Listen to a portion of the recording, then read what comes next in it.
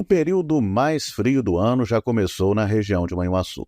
O chuveiro elétrico, a secadora de roupas, o ferro de passar assumem nessa época do ano o posto de vilões de consumo. Para evitar um susto no orçamento ao final do mês, é importante que as pessoas usem a energia elétrica de maneira eficiente, sem desperdício e de olho no consumo mensal, que vem detalhado na conta de energia. A conta, na realidade, é a soma do consumo de cada casa, mais os impostos, encargos setoriais, custos do processo de produção de energia elétrica e até a iluminação pública, essa parte que vai para a prefeitura de cada cidade. É importante saber que o valor da tarifa é definido pela ANEEL, a Agência Nacional de Energia Elétrica. É ela também que determina os processos de reajuste e a revisão tarifária de cada concessionária.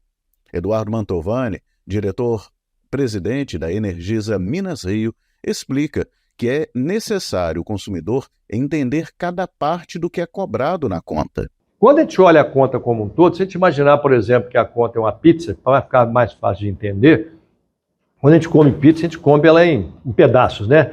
A gente fala, eu quero uma pizza aí grande para 8 pedaços. Se a gente fizer uma mesma correlação para a energia, imaginando que uma pizza é 100% do processo, mais ou menos 20%, então se eu pegar uma pizza e dividi-la em 5 pedaços, um pedaço desse fica com a Energisa, que é para cobrir os custos nossos de estrutura, dos escritórios comerciais, das equipes de atendimento, dos veículos, dos equipamentos que a gente tem de segurança, os investimentos que a gente coloca, o fio, o transformador, a ligação para o cliente.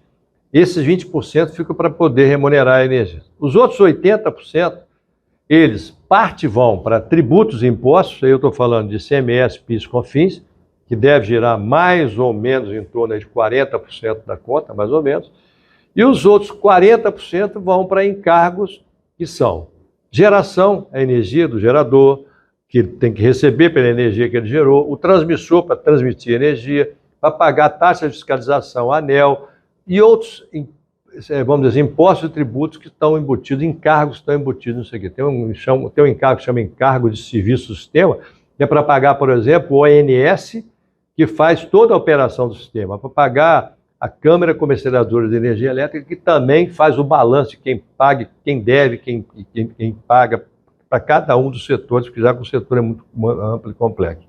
Então, resumindo, 20% fica com a Energisa, Minas Rio, que é a distribuidora aqui, está na frente do cliente, que atende diretamente, e os outros 80% vão pagar esses outros custos aí.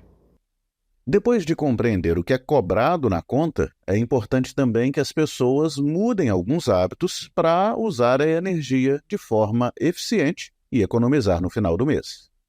Primeiro, né, vamos olhar o lado da residência. Né? As pessoas, às vezes, têm lá um montante de roupa para passar. Né? A gente sugere que eles juntem um volume maior para passar tudo de uma vez só, porque o liga-desliga do ferro vai fazer ele consumir mais energia. Geladeira, que é outro que consome bem.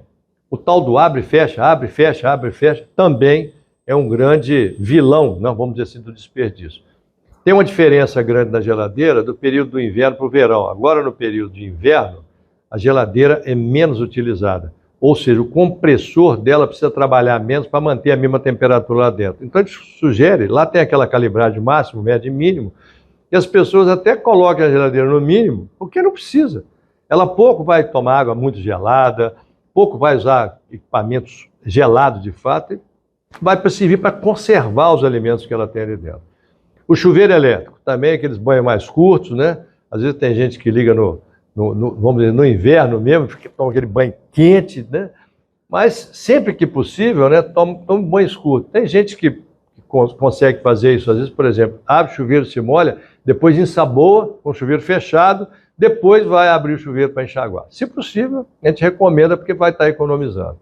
E aí tem outras formas de economizar: o ar-condicionado, a lâmpada acesa direto, né? Tem gente que deixa a lâmpada acesa a noite inteira, às vezes, em determinados locais, sem necessidade. Tem pessoas que conseguem economizar um pouco mais ainda, às vezes desligando o equipamento da tomada, porque aquela lâmpadazinha vermelha que fica, que é chamada stand-by, né? Que a gente chama de stand-by, ela consome também. Ela consome pouco, mas você consome, deixa ligada todo dia, o tempo todo, aí dá um somatório que pode ser a economia no final. Então tem várias formas de economizar.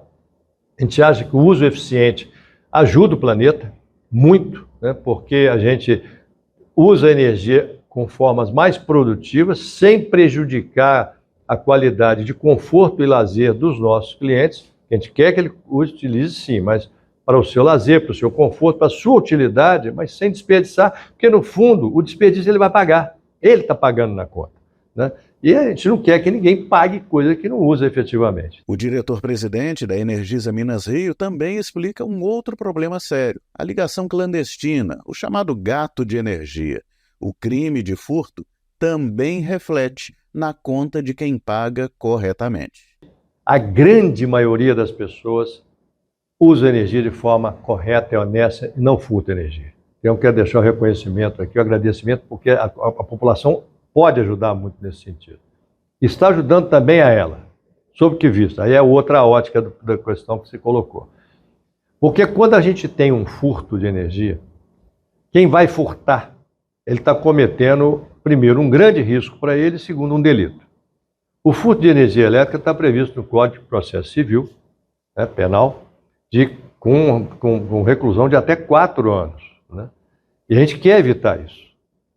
Então, primeiro, ele está fazendo uma coisa que é sujeita a penalidade.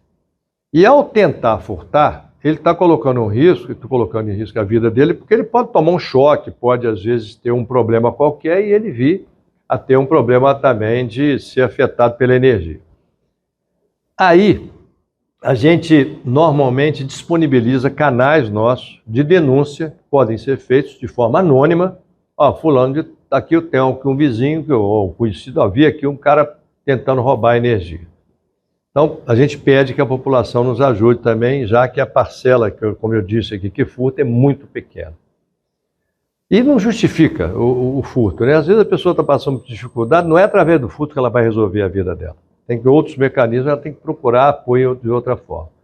O outro lado da questão é o lado de quem paga a conta, porque quem furta energia, na verdade está o seguinte, eu estou desviando energia para não pagar. Só que quando a gente coloca toda a energia que a gente vende para o cliente, a gente totaliza tudo. Essa energia toda que nós recebemos dos geradores, porque a gente compra de alguém para entregar, ela tem que ser paga pela Energisa. E aí, aqueles que pagam regularmente as suas contas estão pagando pelo fraudador, que é mais uma injustiça no processo. Então, essas nuances são importantes a gente falar para que as pessoas nos ajudem a combater isso.